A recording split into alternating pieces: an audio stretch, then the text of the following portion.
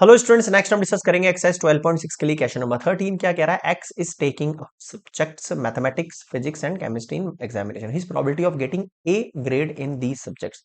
उनके ग्रेड बने, यानी प्रोबेबिलिटी ऑफ, अगर मैं एक सब्जेक्ट को ए मान लूं, एक सब्जेक्ट को बी मान लूं, एक सब्जेक्ट को सी मान लूं, तो ए के लिए प्रोबेबिलिटी बन गई 0.2, बी के लिए ग्रेड ए के लिए प्रोबेबिलिटी बन गई 0.3, सब्जेक्ट सी के लिए ग्रेड ए की प्रोबेबिलिटी बन गई 0.5।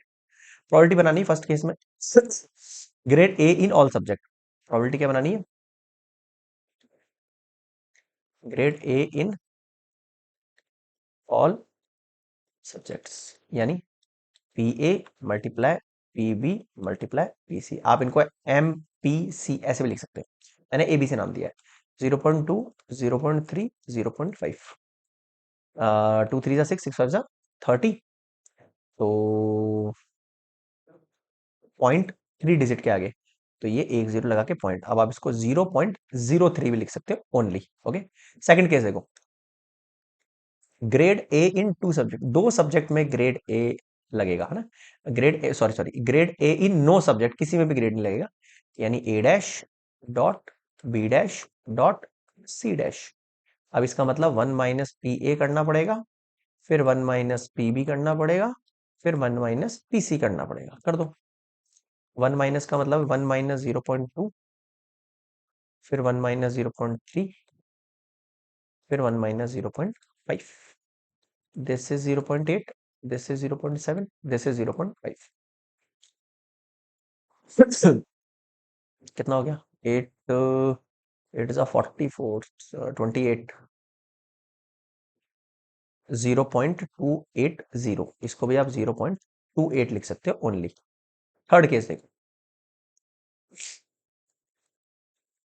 Grade A in two subject. अब दो सब्जेक्ट कौन से होंगे पता नहीं सर, हो सकता है ए में लग गई हो, बी में लग गई हो, लेकिन सी में ग्रेड ना लगी हो, तो इसको मैं डैश लगाऊंगा। हो सकता हो ए में लगी हो ग्रेड ए, लेकिन बी में ना लगी हो और सी में लगी हो, या फिर हो सकता है ए में ना लगी हो ग्रेड, बी में लग गई हो और सी में लग गई हो। ये तीन केस बन सकता है। Got it? अब आ जाओ, फर्स्ट से शुरू करते हैं। ये है 0.2 multiply 0.3 multiply zero C dash, C dash का मतलब 1 माइनस 0.5। कितना है ये? 1 माइनस 0.5। मैं चाहूं तो उसको डायरेक्टली लिख सकते हैं अपन, प्लस। अब पी ए वापस से 0.2 मल्टी पी बी पे डैश है, यानी 1 माइनस 0.3, फिर माइनस पी सी यानी 0.5, प्लस ए पे है यानी 1 माइनस 0.2, फिर मल्टीप्लाई 0.3 मल्टीप्लाई 0.5। अब सॉल्व करो आप।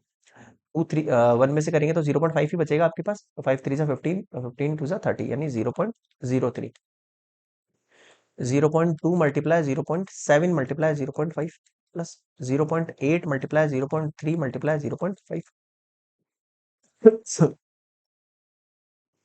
5 7 जा 35, 35 2 जा 70, 0.07, 3 8 3 जा 24, 20 पर 5 जा 120, 0.12। सही है। ठीक है, अब इनको आप ऐड करो, 0.03, 0.07, 0.1 और 2, 10 12, कितना हो गया? 0.22 आ गया आपके पास। सो इसी के साथ कंप्लीट होता है क्वेश्चन नंबर 13। नेक्स्ट मिलेंगे 14 पर।